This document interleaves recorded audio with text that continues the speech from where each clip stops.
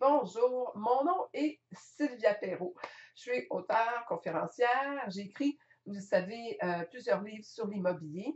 Agent immobilier du rêve à la réalité, agent immobilier de la réalité au rêve, les outils.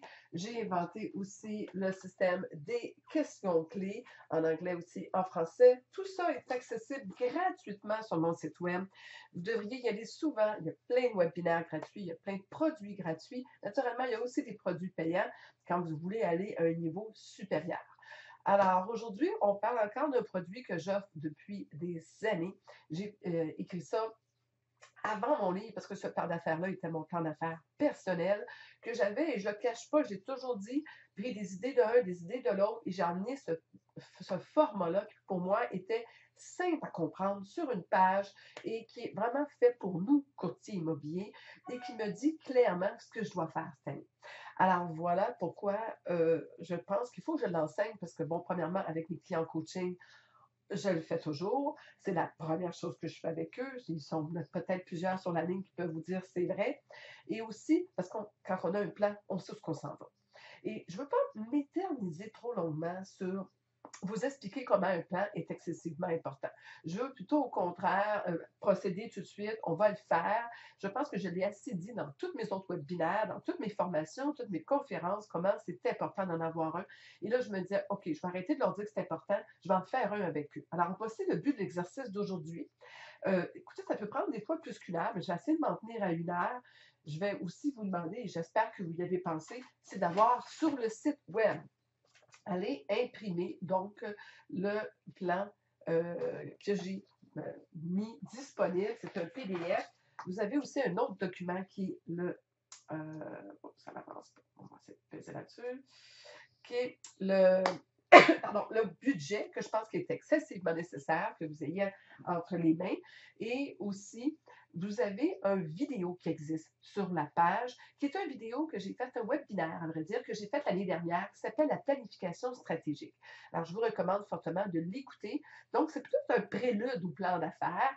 Là, on est rendu à l'étape 2, c'est de le faire en bonne et due forme, mais toute la réflexion avant, donc, où sont mes clients, qui sont mes clients, comment je veux les rejoindre, euh, pourquoi je fais ce travail-là, quelle est ma mission. Donc, toutes des choses très importantes qu'il faut faire comme réflexion une fois par année. Question de se recentrer, refocuser, se remettre dans l'action.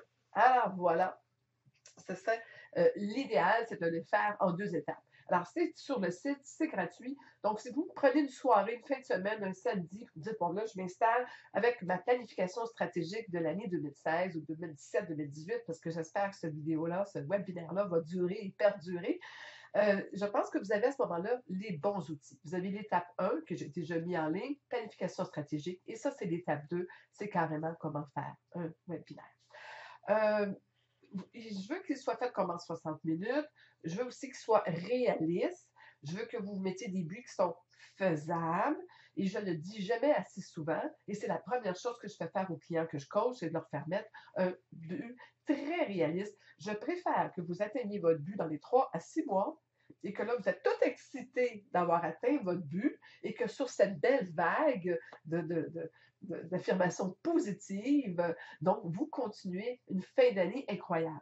Si vous faites un but excessivement dur à atteindre, toute l'année, vous maudissez votre but, vous maudissez aussi l'effet que vous êtes en forme, en mode décourageant, on n'y arrivera pas. Et tout ce négatif-là s'imprègne dans votre tête et c'est triste et malheureux et ça vous affecte. Donc, je recommande fortement d'y aller doucement avec un but très réaliste, mais même atteignable rapidement, quitte à le dépasser, à le défoncer, puis après ça, avoir une énergie d'enfer pour faire une année incroyable. Alors, ceux qui veulent, je le répète, le plan d'affaires, il est sur la page d'invitation. Vous l'avez aussi dans le courriel d'invitation. Je l'ai mis partout. Il est sur mon site. Vous l'avez dans Imo Succès. Vous l'avez aussi dans le site de sylviaperrault.com sur la page sur laquelle vous avez eu l'invitation où vous vous êtes inscrit à ce webinaire-là. Alors, allez le chercher. C'est un PDF. Il y a un petit carré. Vous cliquez dessus ou même sur le titre, vous cliquez dessus. Ça va l'ouvrir. Vous allez pouvoir après ça l'imprimer et l'utiliser. Ceux qui sont en ligne en ce moment, qui disent « Ah, je ne l'ai pas et tout », restez calme. Allez pas courir partout pour le trouver. Restez avec moi. On va le faire ensemble. Et quand vous allez écouter la rediffusion, après ça, encore une fois ensemble, vous allez pouvoir le faire étape par étape. D'accord? Alors, on ne panique pas. Qu'est-ce que je voulais vous dire aussi? Ah oui, pour ceux qui aussi seraient curieux, naturellement, il est dans mes livres. J'en ai pas sorti un pour vous les montrer, ça, dans la bibliothèque quelque part en arrière de moi, mais tout le monde les connaît, mes livres. Si vous ne les connaissez pas, écoutez, allez encore sur Mot Succès Boutique, vous allez les trouver. Alors, les explications du plan d'affaires sont autour de la page 155, alors du tome 1. Alors, de toute façon, je pense que tous les courtiers immobiliers du Québec ont lu mes livres. Si vous ne les avez pas lus, vous avez manqué quelque chose, c'est la Bible. Alors, on va essayer de tourner la deuxième page.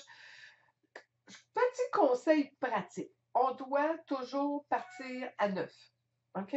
On refait un plan d'affaires à chaque année. On ne dit pas, ah, ben comme je n'ai pas réussi celui de l'année dernière, je vais reprendre celui de l'année dernière. Mais non, justement, il n'est pas réussi, ça n'a pas marché, il n'a pas été bien fait. Alors, on repart à neuf, on en fait un nouveau.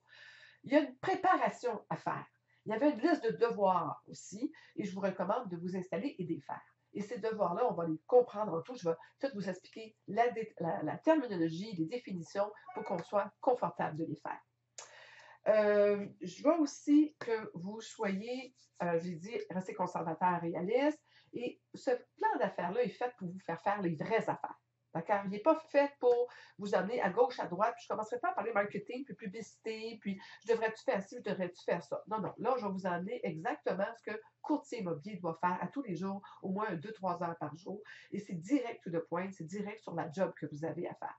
Donc, de ne pas chercher ailleurs. Si vous me demandez comment les champions font pour être champions, c'est parce qu'ils font ce qui est écrit dans leur plan d'affaires. Point la ligne. Ils ne se perdent pas, ils ne s'oublient pas, ils ne cherchent pas ailleurs des solutions miracles pour arriver à faire une business quand tout le monde sait que la recette pour faire cette business-là, elle est très simple et elle est clairement expliquée dans le plan d'affaires. D'accord? Et établissez-vous aussi en mode action-traction. J'appelle ça en mode action-traction parce que je disais toujours réaction-action avant, mais c'est encore plus que ça. Parce qu'à un moment donné, quand on est dans l'action, ça l'attire. Il y a une attraction qui arrive.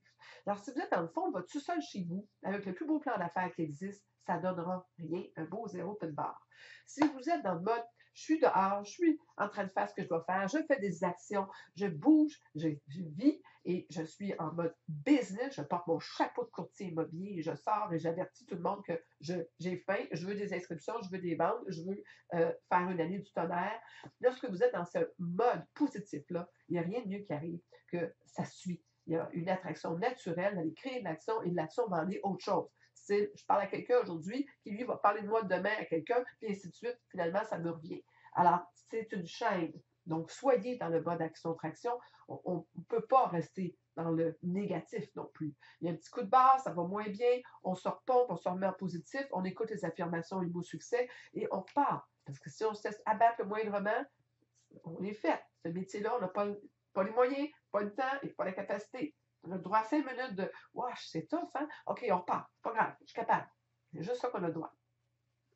Alors, comme j'expliquais, la planification de vos objectifs est sur une page, est dans un webinaire et on posait des questions importantes. Je vais passer cette étape-là. Je ne veux vraiment pas perdre de temps. Je veux aussi être capable de répondre à vos questions à la fin de la session. Mais voyez-vous, c'est des questions assez vraiment très, très, très, très basiques. Alors, où sont mes clients? Quel type de clients que je veux? Comment les convaincre? Qui sont mes compétiteurs? Quel est mon marché? Quels sont mes revenus potentiels? Est-ce que je suis réaliste? Où sont mes dépenses? Est-ce que je les connais, mes dépenses? Combien de courtiers que je connais qui ne font jamais de budget? Moi, je ne comprends pas. Ils en font faire à leurs clients, mais ils n'en font pas pour eux-mêmes. Alors, voici les définitions. Les définitions, quand on parle de revenus nets, OK? C'est avant impôt, mais après dépenses. Alors là, quand vous allez le voir sur votre plan, là, quand je vais en parler tantôt, on le voit d'ailleurs, le revenu net, il est complètement haut. Et beaucoup de monde font l'erreur d'aller mettre le gros chiffre là. C'est pas là qu'il va. On va le voir tantôt en détail. Le revenu net, c'est avant impôt, mais après dépenses. Donc, il faut vraiment comprendre qu'il y a un montant à mettre qui va découler de ça. On va le comprendre tantôt. C'est un petit peu de comptabilité, mais c'est de la comptabilité facile, je vous promets. Revenu brut, naturellement, c'est avant dépenses. Là, ça se trouve avec le revenu important, le revenu pratiquement des rétributions qu'on reçoit. Transactions, d'accord? Alors, les transactions, c'est un côté seulement. Ah, mais j'ai eu 4 acheteurs l'année dernière, puis ben, en fait, quand j'ai eu 6 ventes, ben oui, ça fait comment ces ventes-là? Une inscription que tu as vendue toi-même, donc tu avais le côté vendeur, le côté acheteur, ou tu avais seulement l'acheteur, il a acheté la propriété d'un collaborateur, ou tu avais l'inscription, puis un collaborateur est venu présenter une offre de ses clients sur ton inscription. Donc, vraiment comprendre qu'une transaction, c'est d'un côté à la fois. Alors, on parle soit d'une inscription, et si par exemple, vous vendez vous-même votre inscription, vous avez deux côtés. Donc, vous avez fait la partie avec le vendeur et vous êtes occupé de l'acheteur. Donc, on parle de deux côtés. C'est important pour tous les calculs. Question qu'on parle toute la même langue et qu'on réalise aussi qu'est-ce qu'on fait vraiment. Lorsqu'on les sépare comme ça, c'est là qu'on voit j'ai trop d'acheteurs, j'ai trop de vendeurs, c'est-tu équilibré mon affaire? Et c'est peut-être pour ça que j'ai pas beaucoup d'inscriptions parce que je perds peut-être trop de temps avec des acheteurs. Peut-être qu'il va falloir que j'équilibre, que j'en fasse un petit peu plus avec les vendeurs, puis que je me mette à faire la prospection ou du réseautage ou qu'est-ce qu'il faut pour en trouver des clients. Donc, c'est ça l'idée. Qu'est-ce que je vais vous dire? Les redevances. Les redevances, j'avais choisi ce mot-là. C'était pour traduction carrément de carry-over, qui est la vraie expression américaine, qui est en fond les ventes qu'on a faites l'année dernière, qui vont être notariées, donc payées cette année. Alors, ils sont faits, ils sont signés, tous les papiers sont envoyés chez le notaire, mais on attend. Alors, ça arrive des fois qu'en novembre, décembre, même des fois en octobre, il y a des ventes qui vont être notariées en janvier, février, mars, avril, mai, juin. Ça l'arrive de plus. Ça l'arrivait beaucoup dans le temps. Ça l'arrive encore beaucoup. On a une situation qui est vraiment particulière au Québec, et je dis ça pour nos amis européens sur la ligne, c'est que nous, tout le monde pratiquement déménage au 1er juillet, au 1er juin, à cause des baux au Québec, à cause de la loi sur la régie du logement. Alors, ce qui fait que nous, on a souvent des carry-over, on vend les maisons d'automne pour des occupations et souvent des notaires. Après aussi la période des RAP, par exemple, la période des REER. Donc, voilà un peu l'explication du carry-over. On peut avoir deux genres de carry-over. On peut avoir aussi les inscriptions, d'accord, qu'on va transporter d'une année à l'autre. Donc, celle qu'on avait l'année dernière et moins celle qu'on a vendue, et celle qui nous reste au 31 décembre. Alors, ce qu'on appelle l'inventaire. Donc, c'est votre inventaire d'inscription en vigueur. Ensuite, on va parler de contact. Parce que là, c'est la question qu'on me pose comme 100 000 fois. C'est quoi un contact réussi? C'est quoi la définition d'un contact et d'un contact réussi? C'est une conversation de plus d'une minute avec un réel potentialité. Ça, c'est-tu un mot sur potentialité? Peut-être même pas. Moi, j'invente des mots. Ma dyslexie, j'aime ça des nouveaux mots. Alors, un nouveau mot, c'est le nouveau succès. Alors, un client, un contact réussi, c'est carrément quand on a une situation où on a quelqu'un qu'on a sérieux au bout de l'année, qu'on a eu une conversation. On n'a peut-être pas eu un rendez-vous. On n'a peut-être pas réussi à le convaincre. Mais notre conversation avec lui était intéressante et on a les chances de faire un suivi et à la longue, il a accepté de nous parler. Et je pense qu'il faut qu'on se récompense pour les gens qui nous parlent. Il y a des fois qui ne nous parlent pas. Alors, ceux qui nous parlent, qui sont ouverts, qui ne sont pas complètement fermés, on va appeler ça un contact réussi. Mais ce n'est pas nécessairement un contact, je dirais, en anglais, on va dire une ligne, un contact qui a automatiquement quelque chose à vendre ou à acheter. Ce n'est pas nécessairement. C'est quelqu'un avec qui on a parlé. Parmi ces nombreux contacts réussis, on cherche celui qui dit oui, je pense sérieusement à vendre ou à acheter. Est-ce qu'on peut se rencontrer? Alors, voyez-vous qu'il y a des étapes. Il faut se récompenser pour les contacts réussis, comme il faut se récompenser pour ceux qui disent oui, viens-t'en tout de suite, je veux mettre ma maison à vendre. Alors, il y a des valeurs, il y a de la valeur à donner à chacun d'eux. Et je pense qu'il faut que vous y pensiez. Voilà. On fait quoi? Ben écoutez, on fait nos devoirs. Faire un plan d'affaires, faire sans faire nos devoirs, c'est comme mettre des rêves sur papier. Moi, je vais aller en Floride, là, puis j'espère aller en Floride dans 2 ans. OK, mais tu vas y aller comment en Floride? Comment tu vas ramasser l'argent pour aller en Floride? Quel moyen tu vas prendre? Vas-tu aller en auto, en avion? Quel chemin tu vas prendre? Où en Floride tu vas aller et combien de temps tu vas rester là? Donc, on a des devoirs à faire, budget et tout ça. C'est la même chose pour un plan d'affaires. Donc, il faut avoir sous la main, vraiment là, proche de vous, et en détail, vos chiffres de vente de l'année dernière. Pourquoi? Parce que ça parle fort. Ah, mais j'ai pas eu de bonne année, j'ai eu ci, j'ai eu ça. C'est quand même la réalité. OK? Reviens-en, là. Regarde-la. Je te donne la permission de regarder tes chiffres d'il y a 2 ans, puis d'il y a 3 ans. Mais ça vaut la peine de les regarder. Pas pour se décourager. Mais on a besoin de voir les nombres, hein, les nombres d'inscriptions, nombre d'acheteurs, nombre de références hypothécaires. On les calcule. On regarde mes ventes, mes inscriptions, mes courtiers, ceux qui travaillent en équipe, mes collaborateurs, l'équipe. J'ai fait beaucoup, beaucoup, beaucoup de plans d'affaires avec des gens qui sont en semi-équipe ou en équipe, où on s'est mis ensemble pour travailler, tout ça. Après avoir fait leur plan d'affaires, ça a été fini, il n'y a plus jamais eu d'équipe. Parce que quand on voit les chiffres, et les chiffres parlent et ne trompent jamais, pas payant. Alors, souvent, on voit qu'on travaille pour deux sur un client, on le divise. Ça ne devient pas payant. Si chacun travaille chacun de son bar, alors pourquoi se mettre en équipe? Ça ne vaut pas la peine. C'est mon opinion. Je n'ai jamais été gênée pour la dire. Mais je continue à dire, travaillez donc bien et fort et mettez vos chiffres sur papier pour voir la rentabilité des décisions d'affaires que vous prenez. C'est ça qui est important. Le nombre de vos inscriptions en vigueur, on en a parlé au 31 décembre. Le nombre de ventes à notarié, naturellement, de l'année passée. Le nombre d'expirés ou hors marché aussi. OK? Combien d'hors marché vous avez eu? Combien d'expirés? Si le chiffre est élevé, il y a peut-être quelque chose à revoir ensemble avec vous-même. Peut-être savoir les raisons de ça. Peut-être qu'il y avait peut-être une négligence, peut-être juste manque de suivi, mal inscrit trop cher. C'est une remise en question sur soi-même pour dire, OK, c'est où que j'accroche, c'est où que ça va pas bien. Et vous avez besoin de votre moyenne de prix de vente. Ces trois chiffres-là, ça, là, je veux vraiment, c'est bien important parce qu'on va le voir dans le plan d'affaires direct. Votre moyenne de prix de vente dans un secteur, le secteur où vous travaillez. Donc, ça peut être par les données MLS qu'on peut le trouver, mais surtout par vos propres chiffres.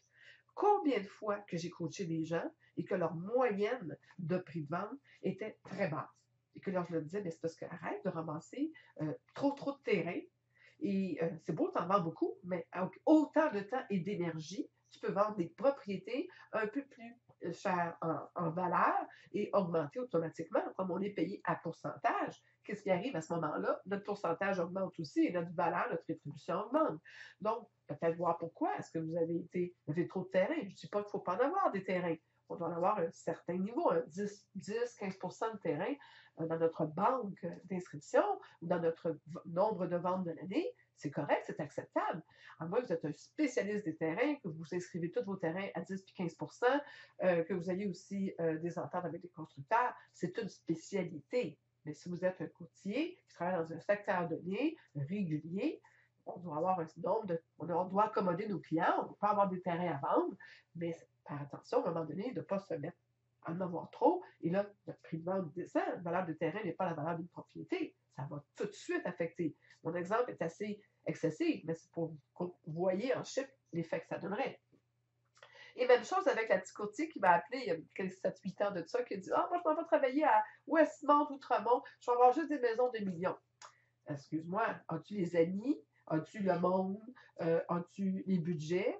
Es-tu capable de t'acheter une coupe de robe de bal et faire partie de toutes les balles de fondation pour avoir ce réseautage-là que ça prend pour avoir ce type de propriété-là? Alors, c'est-tu vraiment pour toi? Même chose. Donc, il ne faut pas rêver en couleur et essayer tout simplement de dire, mais moi, je m'en vais juste dans la propriété de luxe. Oui, il y a une possibilité de le faire, mais c'est des années de travail. Demandez à Marie Montaigne, elle va vous le dire. Donc, je pense même à Bardagie ou d'autres qui ont fait ça, qui font du high-end. C'est un art, c'est des années de travail pour aller chercher ce type de client-là. Donc, c'est important que votre moyenne de prix de vente, vous la connaissiez et qu'elle soit réaliste avec le type de propriété avec lequel vous travaillez, avec qu'est-ce qui se vend aussi. Alors, c'est facile avec MLS. Maintenant, on peut faire, OK, les vendus de la dernière année totale, la moyenne. La moyenne, le nombre qui s'est vendu de plus, la moyenne aussi. Vous allez dire, oh, c'est là que ça se vend. Je parle toujours des petits pains chauds, hein? On sait que les bungalows et les semi-détaches, ça se vend comme beaucoup, beaucoup. Les condos se vendent aussi beaucoup. Il y a de l'argent à faire là et vous voulez faire beaucoup de ventes. Je sais bien beau d'avoir une maison de millions, que ça prend 2 ans à vendre, c'est peut-être mieux d'avoir quelques petits pains chauds en attendant à vendre à toutes les semaines. C'est le principe que j'explique toujours de la pâtisserie avec les petits pains chauds et les gâteaux de noces. Vous savez, accrochés dans la poussière en haut, là, ces tablettes là, qu'on vend quelques fois par année. C'est le principe. La valeur moyenne de rétribution de votre secteur. J'en parle et c'est le fun parce que moi, je ne suis pas courtier, alors je ne fais pas partie d'aucune association. J'ai le droit de parler de chiffres avec vous et on va en parler. Alors, allez chercher des données MLS, mais faites attention. Qu'est-ce qu'il y a, le collaborateur? Qu'est-ce qui est offert au collaborateur n'est pas toujours la réalité. Un bon inscripteur peut prendre un peu plus et donner un peu moins au collaborateur. Je ne parlerai pas, je ne veux pas ouvrir de chicane, je ne veux pas dire il faut être 50-50. Ce n'est pas l'idée. Je dis que c'est une réalité, que ça existe, c'est une décision d'affaires. Vous êtes tout en business, vous prenez la décision d'affaires qui vous regarde en étant juste, équitable et correct aussi avec vos pairs. Ça veut dire que si tout le monde offre 2,5, 3 dans le secteur, bien, si vous offrez 1,5, bien, je pense que vous n'êtes pas équitable. C'est ça que j'appelle pas équitable. Mais surtout si vous prenez 7. Mais je veux dire, si tout le monde dans le coin offre 2,5, 3, puis vous offrez ça vous aussi, puis vous êtes bon, vous êtes capable de signer à 8 bien, tant mieux, ça vous en avez plus dans vos poches. Vous méritez, vous avez le talent et je vous le recommande. J'ai des clients qui le font. Hein. Puis le monde ne me croit pas, mais j'ai beaucoup de clients qui signent à 7 puis à 8 La valeur, la totale de vos dépenses d'affaires. Ça, c'est la partie que vous haïssez le plus. Donc, vraiment, calculez toutes mes dépenses d'affaires, toutes mes dépenses personnelles aussi. Vous avez vu le format que je vous ai mis, il y a 2 colonnes. Et je vais vous dire que la moyenne au Québec pour un courtier débutant est autour de 45 000 Alors, c'est pas. Il ne faut pas se faire des histoires, se faire des accroires que c'est gratuit. Le monde dit ah, mais c'est cher, j'aurais peut-être si j'avais su, j'aurais peut-être pas été dans l'immobilier. Mais je veux dire, un chauffeur de taxi, sa moyenne est de 75 000 juste pour avoir un permis. Moi, je trouve qu'il n'est pas cher. Votre permis, finalement, autour de 1 000 pour avoir la chance de travailler. Donc, oui, il y a des dépenses quand on travaille.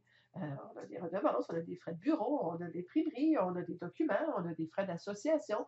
Et c'est sûr qu'on ne les paye pas tout d'un coup, comme un chauffeur de taxi qui doit prendre une hypothèque, lui, pour pouvoir payer tout d'un coup son droit de conduire un véhicule. Vous autres, ce n'est pas le cas. Vous pouvez dépenser à mesure. Donc, budgétez, prévoyez-vous un petit fonds de prévoyance, mais soyez conscients, elles sont là, vos dépenses.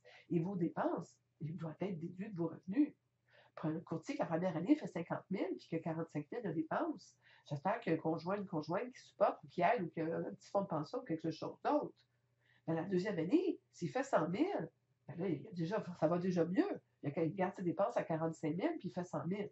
Le problème des courtiers immobiliers, c'est que souvent, ils font 100 000 la deuxième année, mais là, ils en dépensent 100 000 parce que là, ils achètent de la publicité, un board sur l'autobus, des dépenses et dépenses et dépenses pour penser pour se mettre plus fort et plus gros. Et c'est souvent là, à ce niveau-là, la deuxième, la troisième année, qu'on les voit tomber souvent sous la faillite. Parce que, à un moment donné, il faut manger, il faut en garder de l'argent, il ne faut pas juste compter sur nos réserves. Alors, moi, je vous dis la vérité, vous avez à faire ce que vous voulez avec. Je ne sais pas vous décourager, je pense que c'est un métier extraordinaire, c'est un métier qui est payant, mais il faut faire ce qu'il faut faire. On ne peut pas être paresseux, on ne peut pas couper les coins ronds, on ne peut pas ne pas travailler intelligemment. On doit faire. À ce moment-là, c'est comme dans tout métier, ouvrir une boutique, n'importe quoi, il faut mettre le temps, les heures, l'énergie et faire les bonnes choses. Alors, la valeur moyenne de ma rétribution, c'est la valeur moyenne de mes rétributions des 2 à 3 années passées. Ça, c'est la meilleure chiffre. Si vous n'en avez pas, vous êtes resté en immobilier, alors à ce moment-là, vérifiez avec votre directeur d'agence qui pourrait vous donner la valeur moyenne du bureau, par exemple, qui pourrait vous donner aussi la valeur moyenne des rétributions des courtiers de votre bureau. Ça vous donnerait une idée. La valeur moyenne des rétributions offertes aux collaborateurs qui est affichée, comme j'ai expliqué, et la valeur moyenne de mes rétributions dans mes contrats de courtage que je me garde ou que j'ai signés. Alors, on comprend bien la différence. Voilà à quoi ressemble le plan, le budget. Donc, les dépenses d'affaires sont toutes là. Il n'en manque pas beaucoup. Puis de toute façon, s'il en manque, je pense qu'il y a une coupe de place, c'est marqué autre. Donc, mettez ça dans autre ou rajoutez des lignes en dessous. Mais ça vaut la peine de prendre et de penser à vos impôts, de penser à des dépenses, les cadeaux de Noël. Vous savez, vous êtes en train de les payer en ce moment. Alors, il faut les mettre dans le budget. Chaque année, il y a un budget de 1 000 et cadeaux de Noël. Mettez-le. Soyez réalistes. Vous allez voir, c'est assez impressionnant. J'avais fait un exercice avec une amie qui était comptable. Elle m'avait dit, tu vois, pendant 1 an de temps, écris toutes tes dépenses. À chaque fois que tu dépenses quelque chose, ouvre-toi un fichier Excel, écris-la. Je l'avais mis au défi, je l'avais fait. Et Seigneur, j'avais tombé sur le dos. Et j'avais réalisé que ça va vite. Il faut. Voilà. La légende à expliquer rapidement. Cette légende-là va nous aider. Elle est dans le bas, complètement à droite de votre feuille. Plan d'affaires, voilà. Alors, on voit immédiatement que dans le bas, il y a une petite légende. Pourquoi? Parce que je pense que c'était pour faire comprendre les dessins. Pourquoi il y a des carrés, pourquoi il y a des ronds, pourquoi il y a des affaires avec des pointes par en haut, des pointes par en dedans. C'est un peu la légende pour expliquer que tout ce qui est dans cette forme-là, c'est les buts et les moyens. Tout, je ne sais pas si vous voyez ma flèche. Oui, vous voyez ma flèche, excellent. Tout ce qui est dans cette forme-là, c'est tout ce qui s'appelle des ventes. Cette forme-là, j'ai fait exprès par en bas, c'est les dépenses, hein, c'est négatif. Ça, c'est l'inventaire. Voyez-vous que la flèche par en là pour le futur. Et les revenus, c'est le plus important. Et l'anti pointillé, c'est l'action. Parfait. Excellent. Bon, mon copain qui m'envoie un petit mot de ça, c'est bon webinaire. Merci. Je ne savais pas que ça l'apparaîtrait. Mon nouveau Apple a des affaires qu'il faut que je fasse enlever que je ne connais pas. Saluer mon chum de ma part. Hein. Il fait, hein, c'est un amour. Je suis chanceuse d'être gâtée, d'avoir un bon copain comme ça. Je vous en souhaite tout un. Et ou une copine. Ah, je peux-tu prendre une pause? Petite pause publicitaire. Je pense que vous l'avez vu. Ça me fait plaisir de vous offrir ce webinaire gratuit-là, mais je me permets de prendre 2 minutes pour vous dire, écoutez, avez-vous vu que la semaine prochaine, on commence le bootcamp prospection? Tous ceux là, qui ont des excuses, là, ah, je ne suis pas capable, je ne sais pas comment, je ne suis jamais bonne, ah, j'ai jamais osé, vraiment, je m'asseye. Écoutez, c'est le temps, là. 5 semaines de temps avec moi. Accès à l'académie. On va faire la prospection, on va vous pousser dans le dos, on va vous suivre, on va répondre à vos questions, on va vous montrer une méthode, on va vous dire comment, où et avec qui prospecter, qu'est-ce qui est payant, qu'est-ce qui marche pas, solliciter quand, comment, c'est important de savoir quand, quels sont les meilleurs moments pour prospecter. On va aussi gérer les obstacles, le rejet, la compétition, la procrastination, le monde qui ne sont pas fins, les pas de prio, les pas de prio, les petits. Bon, tout ça, on va régler ça, on va en faire hein? Il faut en revenir un jour. On va faire les suivis gagnants. Comment rappeler, comment voir que ça va bien, comment on sent qu'on risque d'avoir quelque chose, comment pas être harcelaire avec nos clients, mais devenir une nécessité pour eux et d'être sur la carte pour qu'ils ne nous oublient pas. Alors, comment les faire? Comment naturellement s'organiser, s'implanter une continuité là-dedans, comment avoir une régularité, ne plus faire des up and down, up and down, up and down. Ah, je suis en janvier, j'ai plus d'inscription, ah, ça va mal. Oh, je suis en février, mars, ah, j'en ai plein, je suis soufflée, ça va pas bien, je manque de temps. Oh, on est rendu au mois de juin. Ah, je suis morte, j'ai tout vendu, je suis tannée des notaires. Ah, septembre, oh, je suis là, j'ai pas une seule inscription. Ah, qu'est-ce que je fais? Oui, bon, il y en a qui se reconnaissent sûrement. Ça a été ma vie un bout de temps, moi aussi. On apprend à se calmer. Il y a des trucs, il y a des moyens. Je vais vous les donner, mais ça ne vous arrivera plus. Donc, Bootcamp, 499 pour 5 semaines intensives avec moi. Vous pouvez m'appeler en tout temps. Je vous suis à la trace. Il y a des gens sur l'appel qui l'ont déjà fait. Allez voir les témoignages de ceux qui l'ont fait l'année dernière. Ils ont adoré ça. C'est vraiment intensif, mais c'est ça que ça prend. Hein? Si vous ne le faites pas là, vous ne le ferez jamais. Alors, offrez-vous ça pour Noël ou pour le jour de l'an ou pour 2016 ou 2017, 2018. Offrez-vous ce qu'il faut. J'en fais à chaque année le bootcamp, à chaque année en ce début de saison-là. Et mettez cette énergie-là pour vous-même. Et si vous restez jusqu'à la fin de ce webinaire-là, j'ai un petit cadeau pour vous. Alors, on continue prochain. Alors, moi, ce que j'ai toujours recommandé dans mon plan d'affaires, c'est d'y mettre un titre le fun. À un moment donné, ça vous appartient. On veut l'afficher partout. Hein. On va l'afficher dans notre bureau, dans notre agenda, on va le mettre dans l'auto, on va le photographier avec notre iPhone, notre téléphone. Donc, c'est important qu'il y ait un objectif principal. Alors, moi, je le mets dans le titre. Alors là, je vous donne une petite idée. Mon plan vers mon indépendance financière. Bon, c'est ce qui m'a popé dans la tête. Je suis rendue là dans ma vie, puis hein, un jour prendre ma retraite, puis je voudrais être indépendante, et je le suis pas mal déjà, mais on ne l'est jamais assez. Surtout quand j'ai vu mon plan de dépenses. Mais juste pour faire sourire un peu, je pense que c'est important que vous mettiez. Ça a déjà été mon plan pour faire patiner mes enfants. Alors, avoir les moyens. Mon plan pour amener mes jeunes à l'université. Mes plans pour commencer à voyager puis avoir une vie. Par exemple, j'ai un client, lui, son plan d'affaires, c'était de partir 1 semaine par mois. Il part en vacances. 3 semaines, il travaille, 1 semaine, il est parti. 3 semaines, il travaille, 1 semaine, il est parti. Il le fait très bien. Et j'ai un autre client que je mentionne, Yannick, qui est adorable, qui lui vient de m'annoncer qu'il s'en allait skier 2 semaines à Whistler. Je suis hyper jalouse. Alors voilà, donc lui aussi, même chose, un gars dans les 500 000. Il fonctionne très, très bien, mais il prend plusieurs vacances par année. Donc, c'était ça son plan. Le titre de son plan d'affaires était l'objectif de qualité de vie, de style de vie qu'il voulait avoir. Donc, mettez-vous là, c'est là que vous avez le droit d'être ambitieux. À la seule place, vous avez le droit d'exagérer. Il faut se motiver quand même. Alors, voici à quoi ressemble le plan, la feuille que vous avez entre les mains. On va passer tout de suite. Je veux pas, comme on va aller voir partie par partie, je l'ai grossi, ça va être plus facile pour vous. Alors, voici un plan d'affaires que j'ai fait en 2014 pour un courtier débutant. Alors, tous ceux qui sont sur la ligne ne sont pas des débutants, ne disent, ben, c'est pas pour moi. Tous ceux qui sont des courtiers moyens de gamme, intermédiaires, vous avez juste à doubler ces chiffres-là. Tous ceux qui sont du haut de gamme, vous pouvez les tripler, les quadrupler, les quintupler. C'est aussi simple que ça. La base est la même. C'est le thinking et la méthode. Mais comme je vous dis, mettez-vous un plan d'affaires atteignable.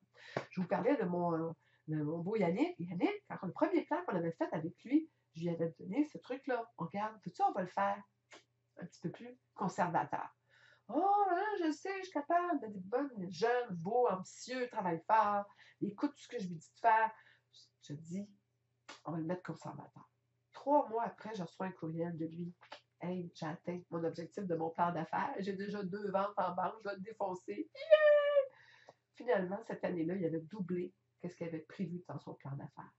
J'étais contente de l'avoir fait conservateur. Je vous l'ai expliqué tantôt parce qu'il était sur une drive, une vague, un buzz incroyable toute l'année. C'est ça que je veux pour vous. Donc là, je vous démontre la méthodologie. Les chiffres vous appartiennent. Parfait. Moi, je prends ces chiffres-là. Vous avez 2 choix. Imprimez en 2 copies. Suivez les chiffres avec moi pour comprendre comment ça fonctionne et faites le vôtre après avec vos chiffres à vous. Ou tout de suite, faites vos chiffres à vous. Mais pour ne pas vous compliquer la vie, moi, je vous recommande de me suivre. Vous allez voir, après ça, c'est plus facile quand vous allez avoir compris d'en faire un avec vos chiffres à vous. Et en plus de ça, comme j'explique, on peut le refaire dans 3 mois. Parfait?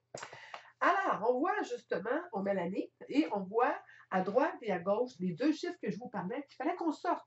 Donc, la moyenne de prix de vente du secteur. Elle, dans le coin où elle travaillait, des propriétés moyennes. On parle de jumelés, pas jumelés, on parlait de cottage, bungalow, condo, et autour de 300 000. Les jumelés, c'est un petit peu moins, dans le 250. Mais il y avait quelques propriétés, beaucoup dans des cottages 4 chambres qui montaient dans le 400 000. Que sa moyenne était de 300 000. Alors, et on a vérifié aussi sur MLS, c'est vraiment la réalité de son secteur. C'est à elle. Vous autres, chez vous, c'est peut-être 150. Dans le coin, j'ai un client dans le coin de Trois-Rivières présentement, sa moyenne est beaucoup plus basse. C'est un endroit économiquement un peu plus en difficulté. Les prix sont moins chers. Ils travaillent beaucoup à l'extérieur. Donc, à ce moment-là, ces chiffres sont un peu plus bas. Vous êtes peut-être dans le plateau, puis vos moyennes de prix de vente sont 500 ou 600 000. Donc, allez-y avec votre réalité. Valeur moyenne de ma rétribution, dans ce cas-là, elle était à 5 elle était 7 000 et on parle d'un côté. Alors, à 7 on s'entend. À 5 on parlait de 15 000. 15 000 divisé par 2, on a mis ça à 7 000. Je ne commencerai pas à m'enfarger dans les 7 597. OK? Ça, là, tout ce qui est, j'arrondis. J'arrondis soit par en bas, soit par en haut, dépendant comment je fais. Tout aussi simple que ça. Ne complique pas la vie, ce n'est pas le but. Deuxième chose, revenu net avant impôt. En principe, si on va un petit peu plus bas à gauche, si vous voyez, je suis ici, on parle de revenu brut en premier. Elle dit, moi, j'aimerais ça. Elle dit, oui, juste dépasser le 100 000. Parce que justement, je lui avais expliqué, regarde, les dépenses moyennes, on l'avait calculé, puis elle avait dit, bon, c'est vrai, ça va être sur 45 000. Alors, elle voulait avoir un revenu brut de 115 000 pour qu'il lui reste 70 000 dans ses poches. J'aimerais vous dire que c'est avant l'impôt. N'oubliez pas, dans ce niveau-là, c'est à peu près le tiers. Qu'est-ce qui va lui rester réellement? C'est un revenu d'environ 45 000 aussi. Hein? Le tiers de 70 000, le 2 tiers de 70 000 doit être autour de 45 000, ce qui donne à peu près un revenu excellent. Je veux dire, j'ai un membre de ma famille qui vient de commencer dans une entreprise paragouvernementale et c'est ça son salaire de base, 45 000. Pour débuter, c'est un salaire qui est très acceptable. Pour vivre avec son 45 000 net, ben, il va être capable d'aller payer la partie de dépenses personnelles. Son loyer, manger, sa voiture. Marie, il y a une partie de dépenses de voiture, nous, qu'on peut déduire. Mais vous comprenez le principe. Donc, c'est vraiment pour couvrir ce montant-là, 70 000, après qu'on ait enlevé l'impôt, le montant pour vous manger, pour vous faire vivre. Parfait? Ensuite, si on regarde la partie ici à droite, le nombre de ventes à notarié l'an prochain. elle avait donné une référence quand elle faisait une formation. Donc, elle avait une référence de 1500 $. Parce qu'elle avait dit à tout le monde, ah, je fais mon cours de courtier immobilier. Alors, quelqu'un lui a dit, ah oui, elle ne pouvait pas le faire. Elle l'a référé à quelqu'un et ça lui a rapporté 1500 $. Donc, elle avait ça, ce montant-là, qu'elle savait qu'il s'en venait. Nombre d'inscriptions d'inventaire à la fin de l'année, elle en avait 3. Encore là, en faisant son cours à l'automne, elle est arrivée en janvier, elle avait 3 inscriptions. Dès qu'elle a mis son permis en vigueur, des amis, des gens qu'elle connaissait, elle a pris 3 inscriptions. On va aller un petit peu plus bas. Revenu brut, bon, on l'a parlé tantôt, 115 000. Combien de transactions que ça prend, d'accord, à 7 000 $ pour faire 115 000? Ça en prendrait 16. Ça a-tu du sens? Tout le monde? Oui, hein? Donc, c'est pour ça que c'est important, ce petit chiffre-là. Il n'est pas à négliger les petits chiffres en dessous, là. Alors, 16 transactions à 7 000 va donner autour de 115 000. Donc, ça lui prend un nombre de ventes notariées de 16. Ça veut dire qu'il faut qu'elle ait 16 fois chez le notaire. Parfait. Et elle a déjà une vente de 1500, mais moi, j'explique toujours ça, là, des références comme ça. C'est du bonbon. Hein? Ça paye justement les cartes d'affaires, ça paye des petits extras. Ça, c'est des extras. Tout ce qui est référence, revenus à part de les ventes notariées, les revenus de référence, moi, j'appelle ça des extras. Des petits bonus. Et vous savez qu'on peut faire beaucoup, beaucoup d'argent avec des bonus. J'ai des clients qui payent totalement leurs dépenses d'affaires avec les références seulement. C'est juste savoir comment. Tout s'apprend. Naturellement, elle n'avait pas de nombre de ventes de l'an dernier à notarier cette année, à part nombre de ventes à notarier l'an prochain. Oui, je me suis mélangée. Même moi, je me trompe. Quand je l'ai fait avec elle, en parlant des fois. Alors, le nombre de ventes à notarier l'an prochain, si c'était à 31 décembre, elle aurait eu ça. Mais dans le fond, ce chiffre-là devrait être au nombre de ventes de l'an dernier à notarier cette année. Vous le corrigerez, je le vois en parlant, mais le principe, je pense que vous l'avez compris. Alors, le nombre d'inscriptions en inventaire, tout est là. On va aller à la page suivante. J'ai vu que ça bougeait, ça. Oh, c'est le fun! Oh, je l'aime, mon Mac. Bon, on continue. Alors là, on arrive dans cette partie-là ici, là, qui est très importante. Alors, le nombre de ventes à notarié, on a parlé de 16. Le nombre de ventes collaborateurs par rapport au nombre d'inscriptions vendues. Voyez-vous, un, c'est mes acheteurs, l'autre, c'est mes inscriptions. Alors, il travaillait avec moi, voulait partir du pied droit, et j'encourage toujours à avoir 1/3, 2/3. Donc, on parle 2/3 vos inscriptions. Donc, tout de suite, en partant, de prendre des bons plis, on doit aller chercher des inscriptions. C'est le nerf de la guerre, c'est comme ça que ça fonctionne. Je pense que les directeurs d'agence n'arrêtent pas de vous le dire aussi. Tous les livres, que ce soit américains, canadiens, les miens, n'importe qui, tous les formateurs au Québec en immobilier vous le disent, l'inscription est exactement l'idéal. Vous devez inscrire. C'est le nerf de la guerre. C'est là que ça se passe. Et si vous êtes en immobilier, vous n'inscrivez pas, vous n'êtes pas en immobilier. Alors, il faut savoir inscrire, convaincre des vendeurs de vous faire confiance et d'avoir des inscriptions. Pourquoi? Parce qu'une inscription apporte quoi? Je l'ai déjà dit dans mon livre. Des acheteurs, des appels apportent des acheteurs apportent des offres apportent des contrats notariés et des contrats notariés apportent de l'argent. Yeah! Alors, on parle de nombre de ventes collaborateurs. Des acheteurs prend du temps. C'est un peu plus long, on l'a prouvé, on l'a calculé, on a fait des exercices, il y a du monde qui m'ont défié. Beaucoup plus long de travailler avec des acheteurs que de travailler avec des vendeurs. C'est pas le même type de travail non plus. Mais c'est le fun. Ils sont fins, les acheteurs. Ils sont cute. On aime ça rendre service. Mais ils sont moins payants en temps et en argent. C'est une réalité. Mais vous avez le droit d'en faire. Et il y a des courtiers qui se spécialisent là-dedans. C'est un art, c'est une passion, c'est une vocation. Je l'admire. Mais moi, je vous dis la vérité. Je ne peux pas vous le dire. En temps, en argent, c'est prouvé, c'est étudié. L'inscription va vous emmener des appels. Et après ça, si vous voulez vous faire quelques bons acheteurs, des bons clients et tout, vous avez le droit. Je ne dis pas que vous n'avez pas le droit. Les arrêts sont là. Mais la règle idéale, si je vous fais faire un plan d'affaires, mettez la règle du 2/3. 2/3, mes inscriptions, la provenance de mes ventes et 1/3, les acheteurs avec lesquels j'ai travaillé. Donc, dans ce cas ici, on a un 5-11. Le nombre d'inscriptions que ça va prendre, dans son cas, à elle, on a marqué au moins 16. Mais elle en a juste 11 qu'elle va vendre. Donc, il va lui en rester. Où j'ai pris le chiffre 16, c'est vraiment très, très, très particulier au secteur. Elle travaille dans un secteur où le taux de vente, de réussite de vente de l'inscription, et là on le voit aussi quand on fait les valeurs moyennes, les ratios, se vendent beaucoup et rapidement. Mais si vous êtes dans un coin où les inscriptions sont nombreuses, l'équilibre, naturellement, n'est pas là et que vous devez avoir beaucoup, beaucoup, beaucoup d'inscriptions, à ce moment-là, le nombre d'inscriptions requises devrait être plus élevé. On devrait avoir peut-être 20, 30 inscriptions pour pouvoir en vendre 16. Alors, avoir un inventaire important. Je vous remarquer que dans les commerces, ils ont un gros inventaire, puis ils espèrent vendre une partie de celle-là. Le restant, ils vont l'envoyer en vente. Nous, on n'a pas des ventes, pratiquement, pour dire, on fait réduire les prix de nos clients, mais ce n'est pas le même principe.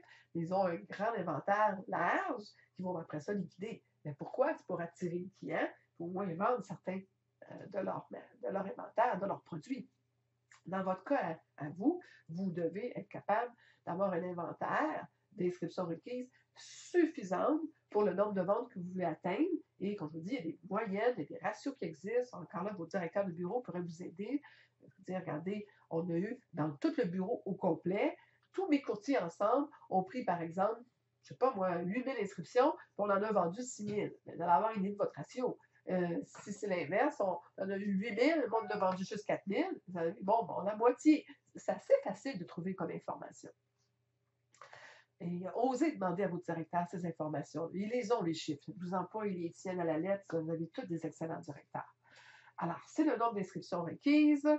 Donc, le nombre de rendez-vous d'inscription. Combien de personnes vous allez avoir à rencontrer pour obtenir un oui, une signature dans le bas d'un contrat, de mandat, pour mes amis français. Alors, à ce moment-là, elle débutait, elle avait besoin plus que d'autres.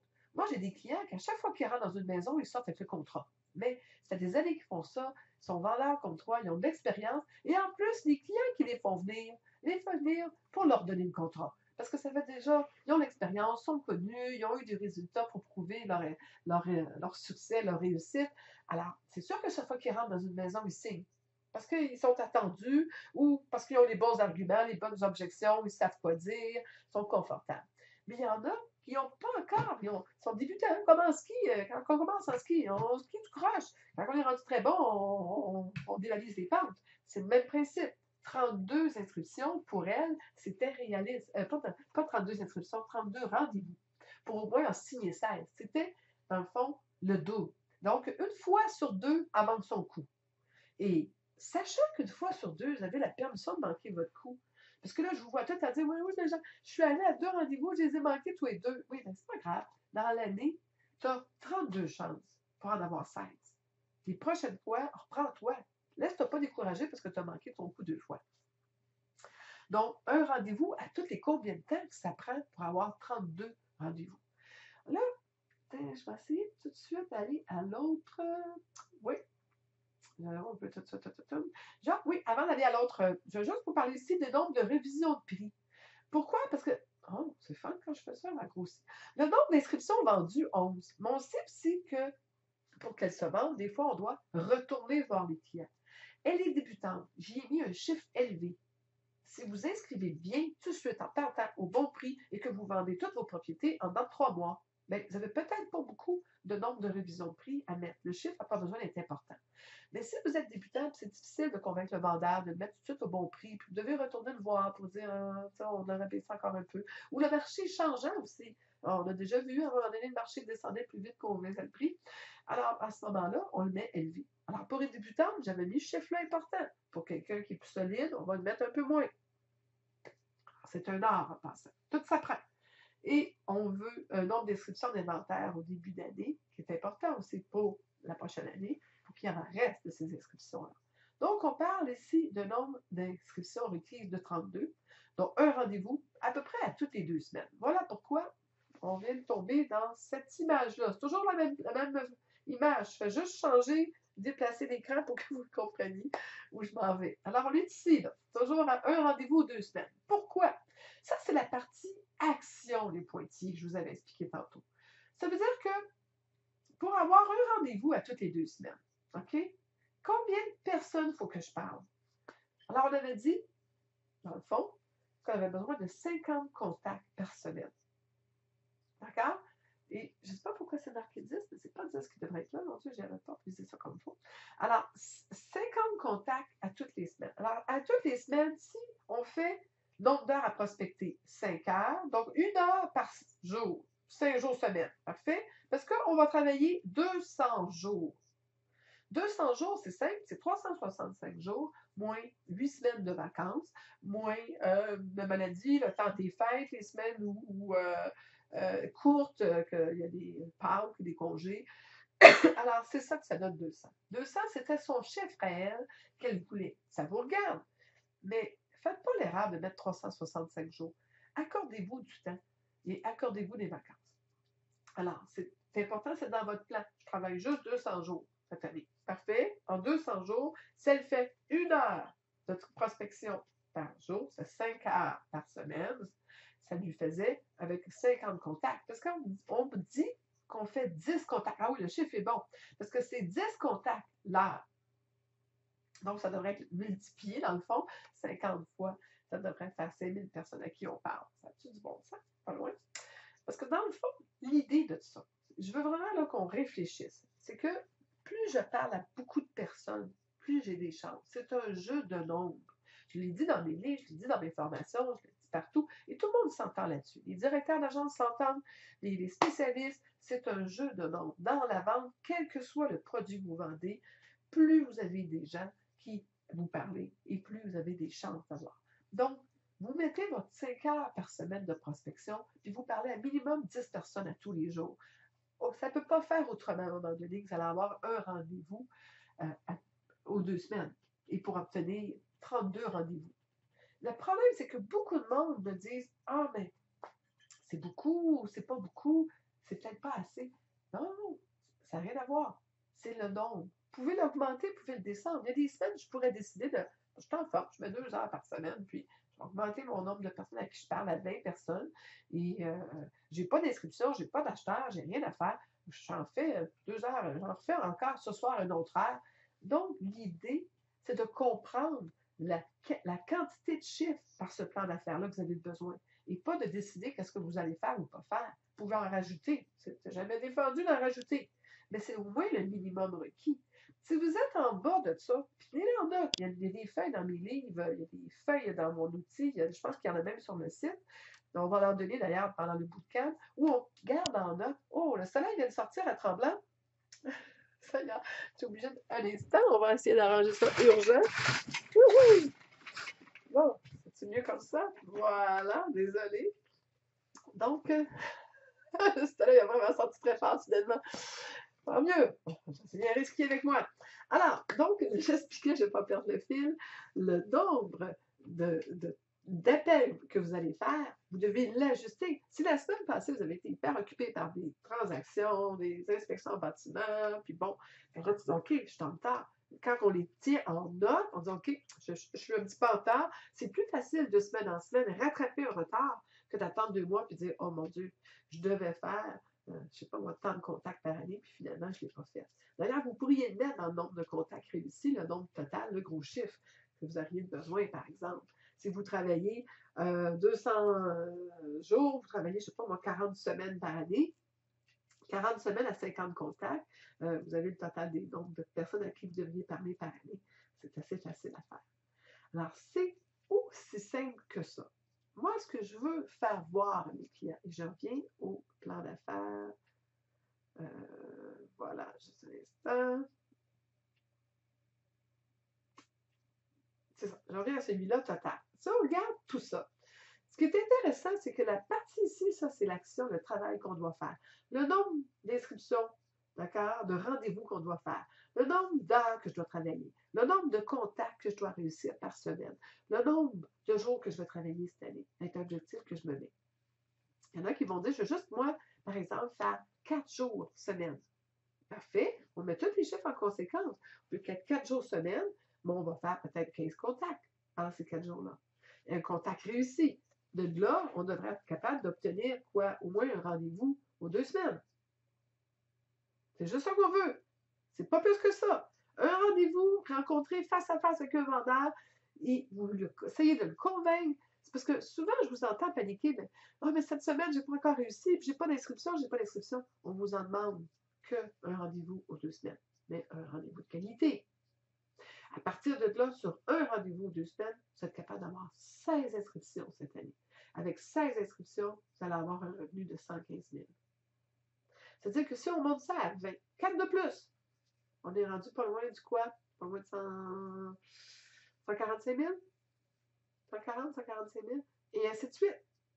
Si je monte ici ma valeur moyenne de rétribution, d'accord? Par exemple, je dirais, ben là, moi, à 5 je débutante, là, ben, je suis allée travailler là, pour les beaux yeux du monde, puis je vaux cher, puis je mets le temps, les heures, et puis c'est pas facile. À partir de maintenant, cette année, je suis décidée, j'essaie, je demande 1% de plus en rétribution. OK? Je manque plus ça, je manque 6. À partir du moment où vous montez 6, voyez-vous la différence que ça fait 1% de plus? Y a-t-il quelqu'un qui a une calculatrice et qui pourrait me dire 1% de plus, combien que ça ferait? 300 000? J'ai le goût de le faire avec vous autres. Oups, quand je veux le faire, ça ne marche pas. Je recommence. C'est bon qui calcule vite. 300 000 multiplié par 6%, ça donne 18 000. 18 000, on parle de deux côtés. On parle, si on divisait par 2, ça fait combien? Ça fait 2 000 à la place de 7 000. 2 000 piastres de plus fois, combien qu'on a dit? 16 ventes. 16 fois 9 000, ça donne combien? C'est important que vous voyez comment les chiffres parlent. 145 000, juste pour avoir osé dire aux vendeurs, non, moi, vous savez, je le mérite, je travaille fort, je vais faire ci pour vous, je vais faire ça. Puis je sais que avec ça, je vais être capable de donner une rétribution au collaborateur qui est convenable. Et moi, je suis à 6 La journée où vous prenez cette décision-là, ils vont dire, oh, ben non, dans mon coin, c'est pas possible. Méfiez-vous de ce que vous pensez que c'est possible dans vos coins. J'ai des courtiers à travers le Québec qui chargent 7 Mais il y a 2,5, 3,5 que là, vous regardez dans le collaborateur, puis ben non, il signe à 2, pas 2,5. C'est sûrement parce que c'est 4, puis 5. Non, il y en a qui prennent un peu plus dans leur poche. Il y en a qui gardent 4, 4,5, 5 dans leur poche, puis il y a 2. Alors, mais, comme je vous dis, je ne vais pas ouvrir la chicane de la justice, de l'équilibre, c'est ça. Ce sont des gens d'affaires, ce sont des décisions. Et mais, quelque part, il y en a qui font de l'argent, il y en a qui n'en font pas. Je ne dis pas qu'il faut faire de l'argent au dépend des autres. Je veux vraiment être très, très, très délicate sur ce sujet-là. Mais il y a un examen de conscience à prendre. Si il y en a qui le font, qui sont capables, vous êtes capable aussi. Et pourquoi vous ne chargez pas ça? Parce que vous travaillez fort. C'est votre décision de faire. Alors, c'est intéressant que vous voyez les chiffres décortiqués ici et que vous voyez votre business sous cet œil-là. Est-ce que vous voyez la différence que ça donne? Je vais vous donner 10 conseils rapides avant de terminer. Choisir un but qui est payant, mais réaliste pour l'année. Genre, j'y tiens. Ils mettent un délai. Le but, ça peut être justement d'augmenter la rétribution d'1% ou d'1,5%. Ça peut être le montant total, le nombre de clients, le nombre d'inscriptions que je veux cette année. Choisissez un but que vous allez être capable de faire, vous allez pouvoir vous féliciter, vous récompenser de le faire. J'essaie de bouger pour enlever le soleil. Ils mettent un délai. Okay? Je vais faire 20 ventes avant la fin de l'année. Ça prend un délai. Je vais prendre 12 inscriptions avant le 30 juin. C'est important et que là, vous les comptez, vous les écrivez dans un petit cahier, une de fait, 2 de fait, hey, les 3 de fait. C'est encourageant quand on les écrit et qu'on les voit, les nombres augmenter. Déterminer comment et quand. Okay? Je vais faire de la prospection tous les jours. Avez-vous compris, quand on donne une affirmation, il y a un verbe, il y a le nom de l'action, puis il y a le temps. À un moment donné, là, je vais faire de la prospection tous les jours. Mettez ça simple. Pas demain, ça ne me tente pas. Vous êtes malade, vous avez de la fièvre, vous avez une pneumonie, vous avez une raison de ne pas en faire. Mais il n'y a pas de raison. La prospection, c'est la seule chose que vous avez le temps de faire. Si vous n'avez rien d'autre à faire aujourd'hui, tout de suite, allez en faire. Pas sortir des listes de clients, pas. Non, non, on prend son iPhone, son téléphone, on prend un apps, on fouille du proprio, on clique sur le piton, on regarde qui à vendre, puis on les appelle. Puis qui nous disent non, ça n'a jamais tué personne pour vous faire dire non. Ça n'a jamais tué, brisé l'orgueil de personne de se faire dire je ne veux rien savoir de toi. Mais au moins, vous allez avoir essayé de le convaincre. Et la méthode pour le faire, ça, il y a une façon de faire. Apprenez-la. C'est là que ça va, que je vois que ça fait mal, parce que vous n'avez pas de technique, vous n'avez pas de méthode, vous n'avez pas de façon de faire. Et c'est ça que je vais vous enseigner dans le bootcamp. C'est important que vous sachiez comment. Moi, quand j'entends les courtiers s'ostiner au téléphone avec des clients vendeurs au téléphone, ça m'irrite. Les cheveux viennent raide sa tête. Déterminez les connaissances que vous devez avoir pour faire ces actions-là. Êtes-vous outillé? Savez-vous quoi dire? Connaissez-vous les bons dialogues? Qu'est-ce qui vous manque pour devenir meilleur? C'est important que vous définissiez ça et que vous allez chercher tout de suite.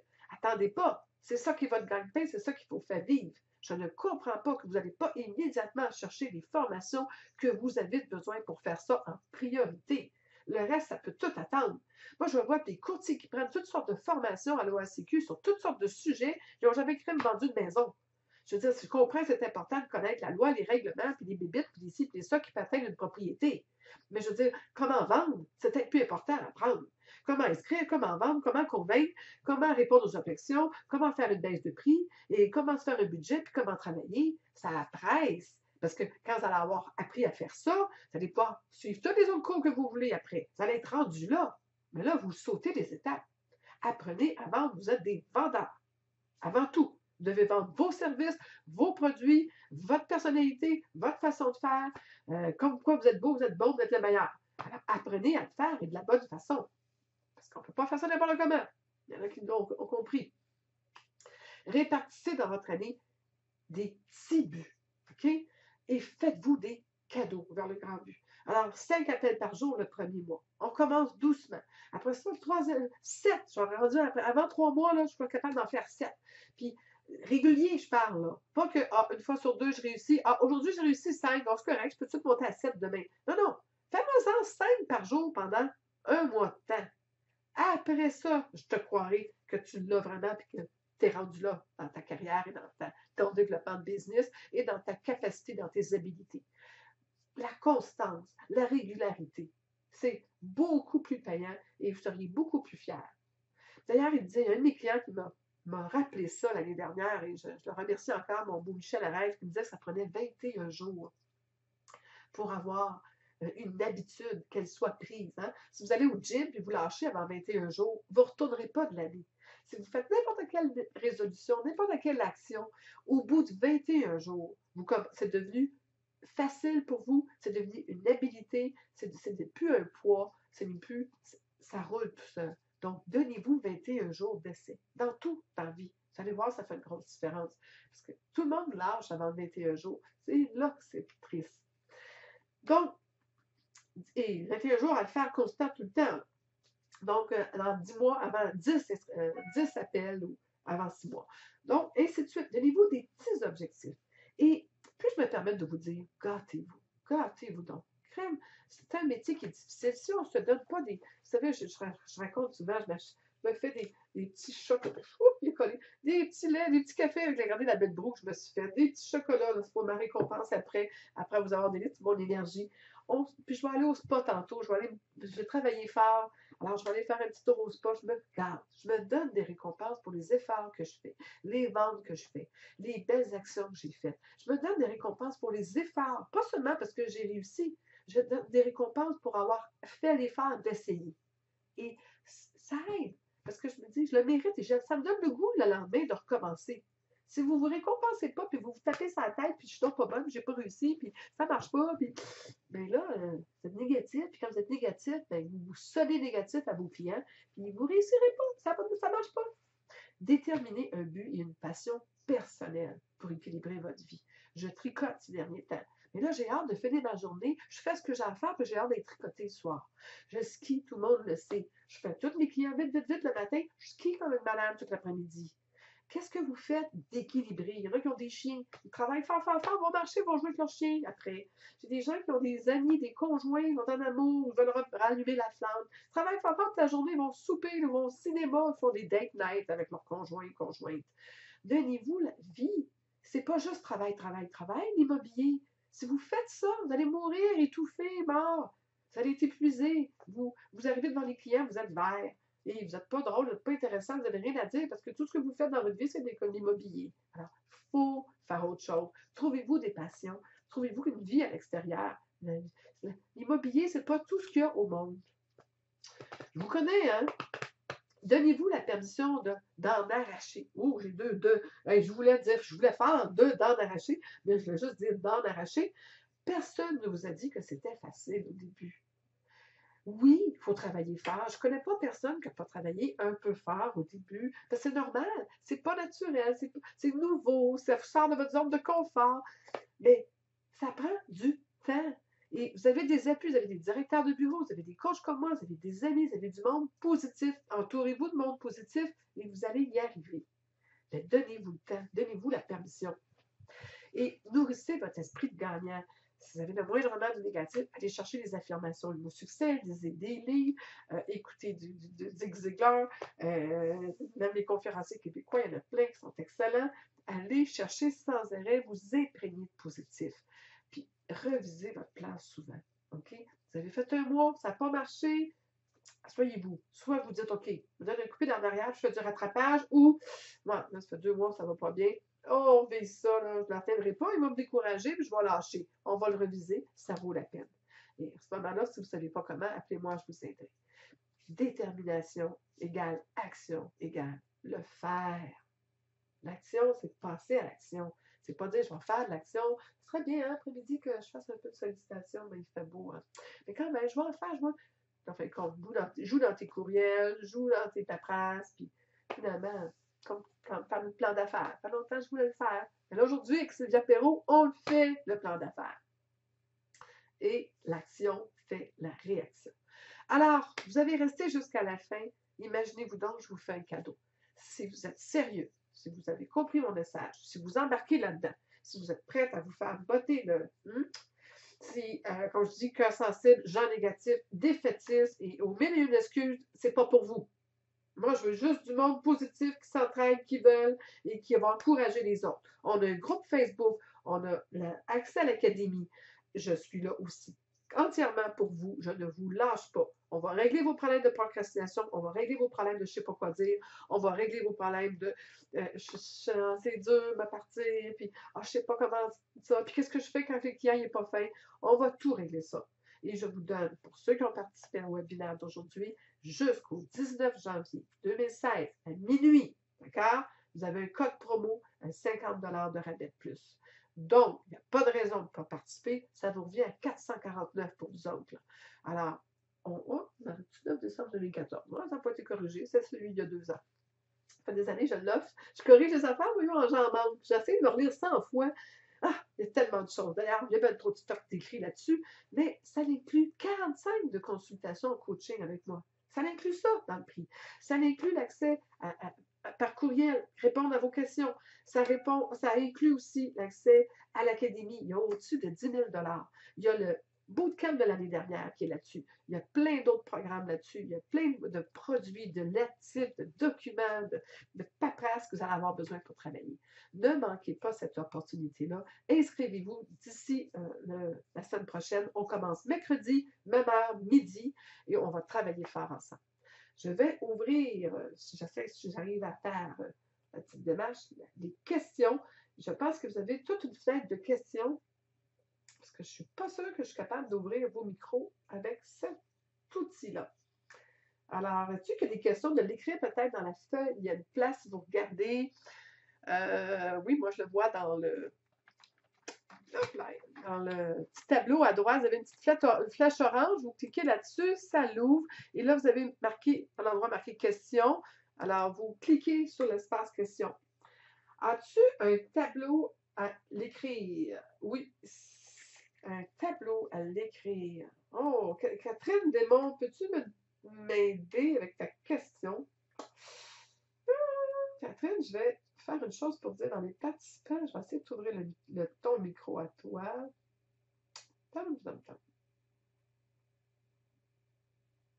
Hop là. Ah! OK, non, il y a des micros. Ben oui, non, ça, je peux tout ouvrir les micros.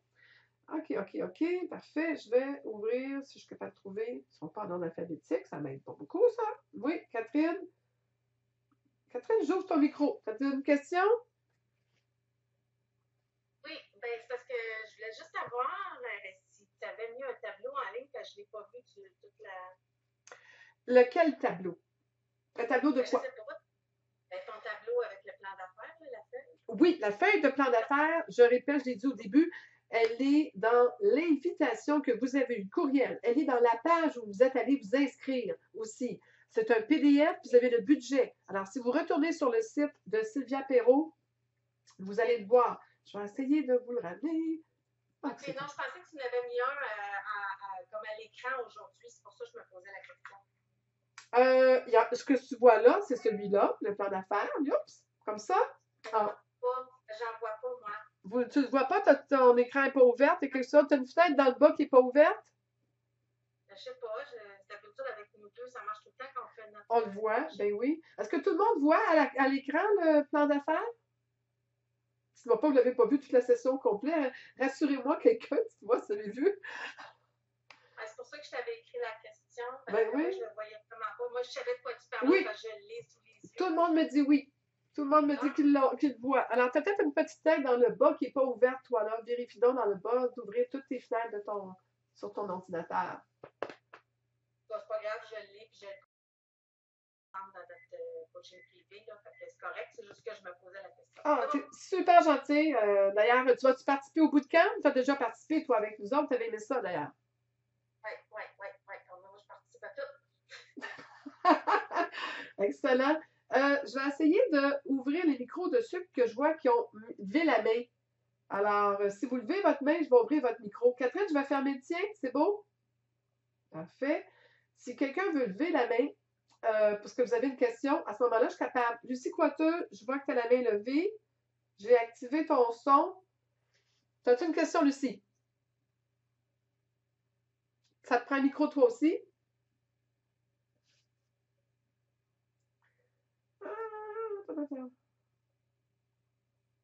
Et en plus, on voit deux documents. Oui, excellent. Lucie Coiteux, tu n'as pas de question? Peut-être que tu avais une question tantôt. Ou ton micro ne marche pas. Bon, ben, on va passer.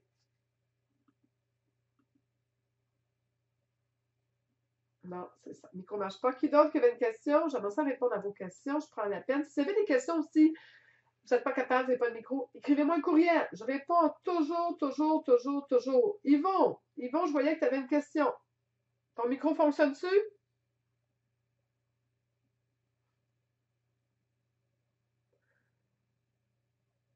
Yvon?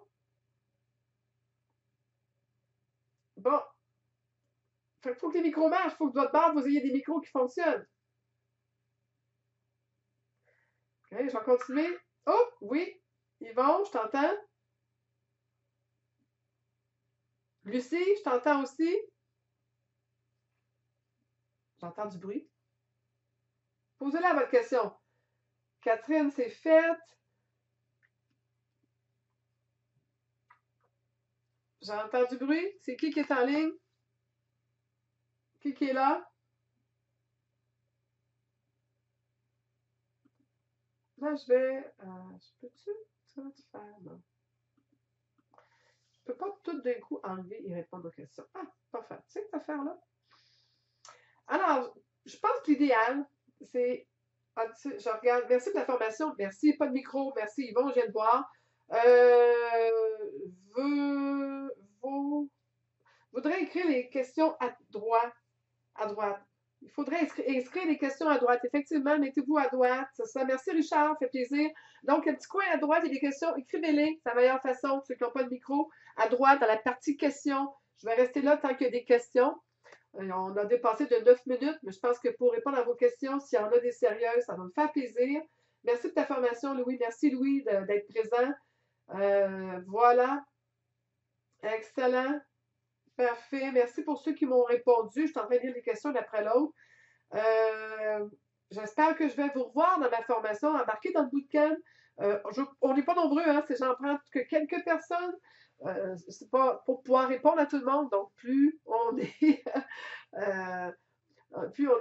pas trop nombreux, mieux c'est, plus la qualité d'interaction est là.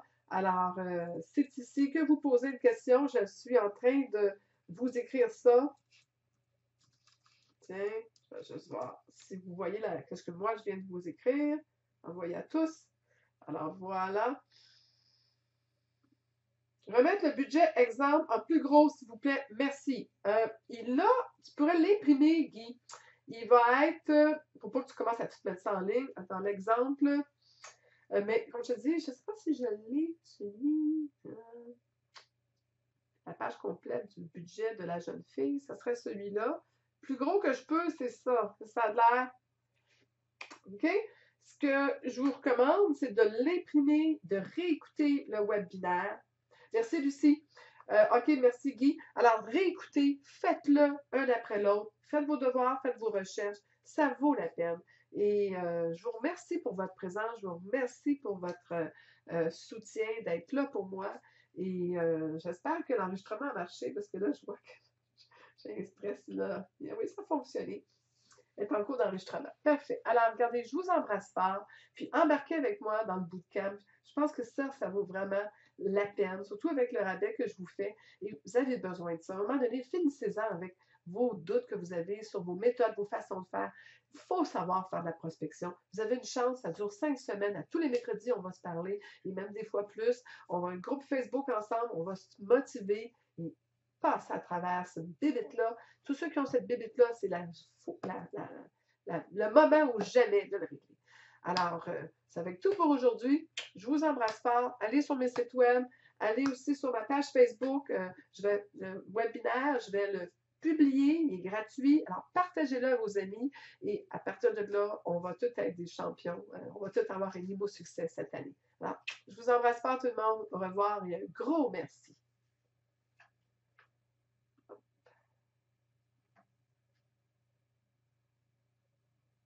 Oh, j'aime ça.